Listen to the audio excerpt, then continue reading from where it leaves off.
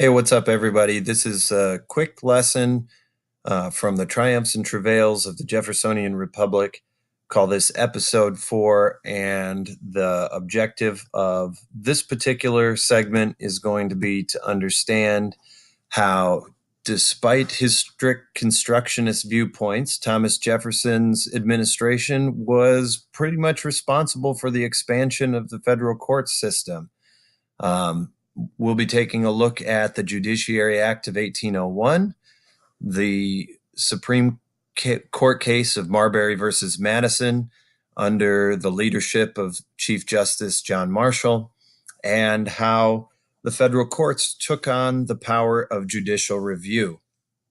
The story of Marbury versus Madison and the expansion of court power is a complicated one, but if you can understand this particular story and how the courts take on the power of judicial review, which elevates them to a third co-equal branch of government, then you're going to be not only doing really well in American history, but you are set up to dominate government class as well when you get to be a senior. So, from the outset, as we know, the Democratic Republicans were strict constructionists. That means that they believed in a rigid interpretation of the Constitution, one that would limit the power of the national government to what is only written there in the constitutional document. When Jefferson comes into power, he's already fearful of an expanding federal role, and so one of his chief competitors or antagonists is his cousin, John Marshall. John Marshall had been appointed as Supreme Court Chief Justice by the previous administration, John Adams. Over the course of his career, John Marshall is going to be elevated to the status of most important Chief Justice in the history of American jurisprudence. He serves for over 34 years under various presidents. He is widely respected for his intellect and personality. And as we will see in this particular unit, he shapes the American legal tradition more than any other figure. Okay? He is a committed Federalist. And this is something that Thomas Jefferson does not appreciate, at least from the outset of his presidency.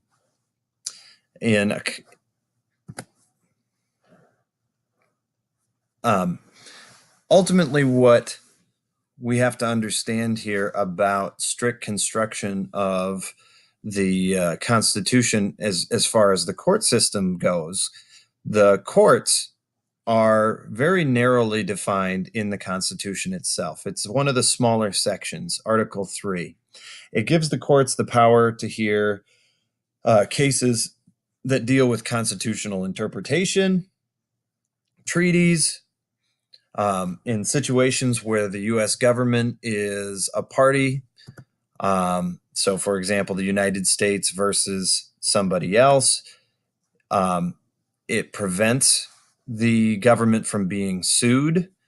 So usually with court cases, you'll see that a lawsuit names a person within the government and not the government as a defendant itself. It arbitrates controversies between two or more states, between two citizens of two states, and between the United States and foreign countries. But what the Constitution does not do is give the court some kind of power that makes it co-equal to the other branches of government. So the legislative and executive branches, we know that they're co-equal because they each have a check and a balance over one another. There's nothing written in the Constitution that gives the Supreme Court the power to overrule the other two branches. By the end of this unit, we're going to understand how the power of judicial review, that is the power to declare an act of Congress, the executive branch, or a state unconstitutional, we're going to understand how the court gets that power. But this is not in the Constitution, yet it is the most important judicial power the courts have. It's with John Marshall and the court case of Marbury versus Madison that the court takes this power for itself. So here's John Marshall as a young man. He attended a few weeks of legal lectures at the College of William Mary. That's his only formal education. And yet Marshall goes on to prove himself as a brilliant Chief Justice.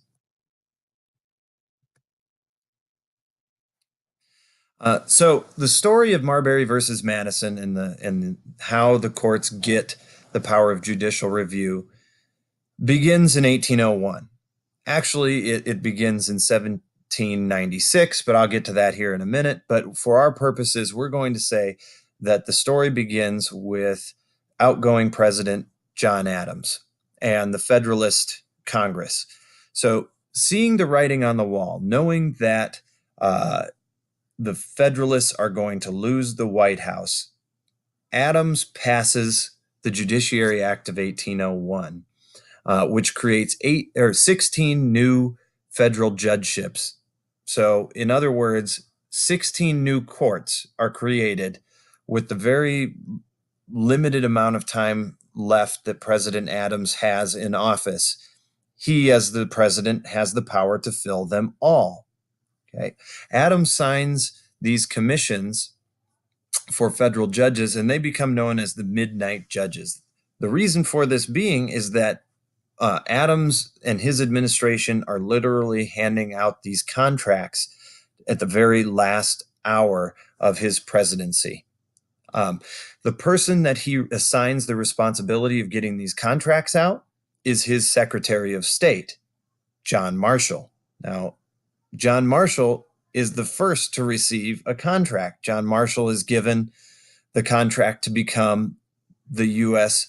Supreme Court Chief Justice. So as soon as Adams leaves office, Marshall's going on to bigger and better things. But with the remaining hours of the Adams administration, he's handing out contracts. He even gives some to his brother-in-law to take care of.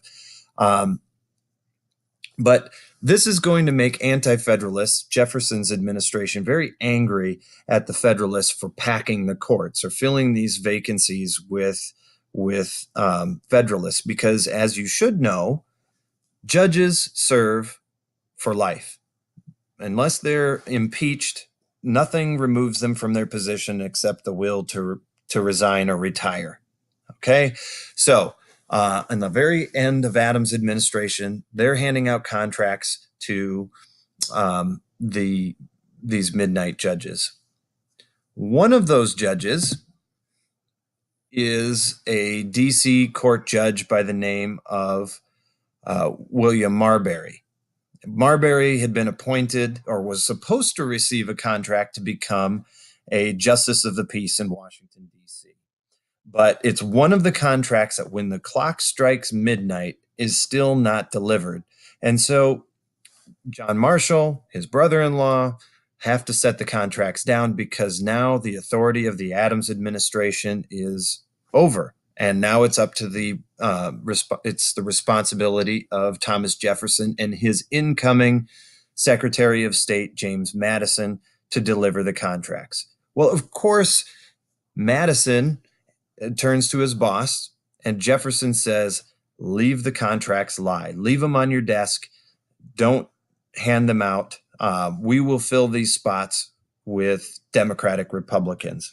So when William Marbury comes and knocks on the Secretary of State's door to find out why he hasn't received his contract for his little position in Washington, D.C., Madison pretty much tells him that the opportunity, the offer has been revoked, and wishes him a nice day. Marbury, not wanting to settle with that response, sues the Secretary of State. This particular case, because it deals with contracts, ends up going before the Supreme Court as part of its first court case. So not very often do you have the Supreme Court hearing a case first. Usually it's an appellate case, but this is where we get to 1789. Okay.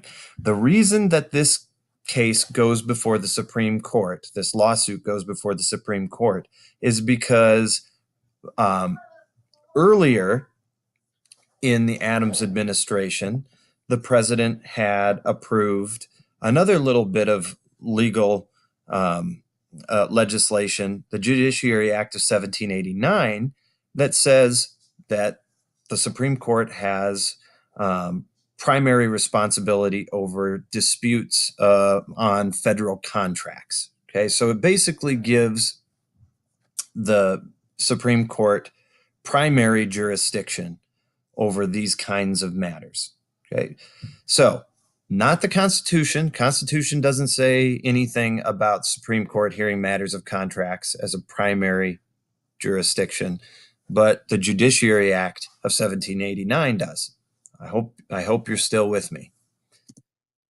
So, courts oftentimes break legal arguments down into legal questions.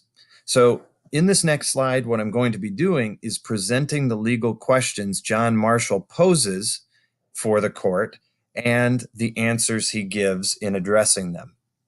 So, Marshall, a Federalist, is looking at this case, and he is concerned because he knows that his actions, a court's decisions, have to be carried out, and judges don't carry out their own decisions. The executive branch is responsible for carrying out decisions, and he knows that if whatever his orders are, it will be the responsibility of President Jefferson to carry them out. Jefferson, a strict constructionist, is bound to take any decision that he doesn't like and ignore it. And this is going to make the courts look incredibly weak. And Marshall doesn't want that. So Marshall's crafting of this argument literally will determine the future, the fate, and the prestige of the U.S. Supreme Court system. Up until this point, it had been a place with very little impact. So the first legal question Marshall addresses is, does Marbury have the right to his appointment? Okay. Should he receive the contract?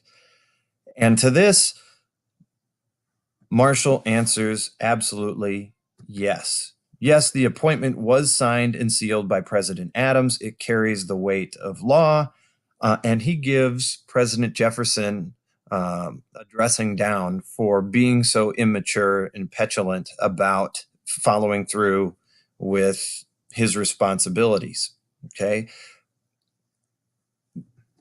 But number two, do this laws of the country give Marbury a way to have things set right? Does he have the ability to sue Madison in order to get some kind of compensation or get this job?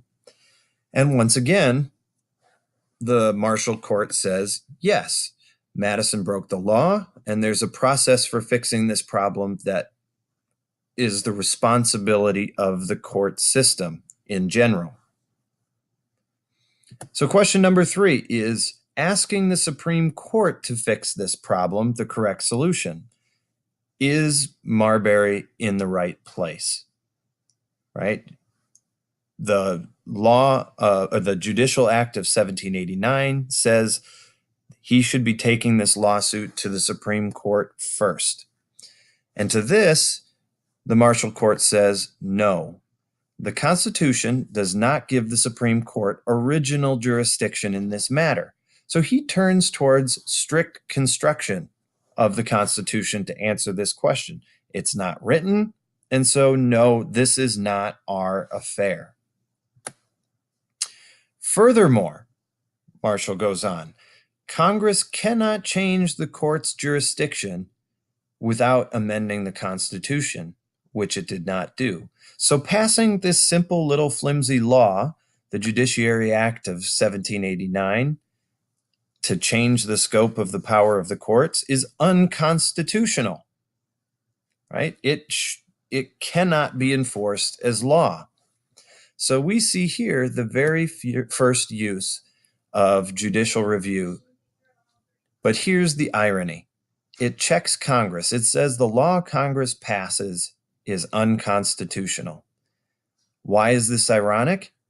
Because nowhere in the Constitution does it say the courts have the power to declare an act of Congress or the president unconstitutional. So, in one hand, Marshall says we can only do what the Constitution says we can do. And in the other hand, Marshall says, I'm sorry, but Congress cannot change the scope of the courts, and therefore this is unconstitutional. This is implied. Okay, it's controversial, but Jefferson had no other option than to accept it. I mean, what is he going to do? Say, no, I made a mistake, Mr. Marbury, here's your contract? That would make him look foolish. And the other regard, there's nothing he can do to change court precedent. And so Marshall has enthroned judicial review into the legal precedents of the court and elevated the court to a co-equal branch of government. Now the courts, because of Marbury versus Madison, have the ability to check and balance the other two branches. So what does that look like? Well, in some cases, the courts can overrule decisions of elected officials. These decisions might be popular. For example, we see with Brown versus Board of Education, the courts will declare segregation unconstitutional, even though segregation was the status quo and many people supported it. Once the court makes a decision, it acts as common law. So even though Congress has never passed a law that protects the right to abortion, the Supreme Court case Roe versus Wade establishes the precedent that it is a woman's right to privacy that protects her decision-making when it comes to getting an abortion up until the end of the second trimester of pregnancy. In conclusion, judiciary review has become an implied power of the judicial branch that elevates it to the same level as the executive and judicial branches.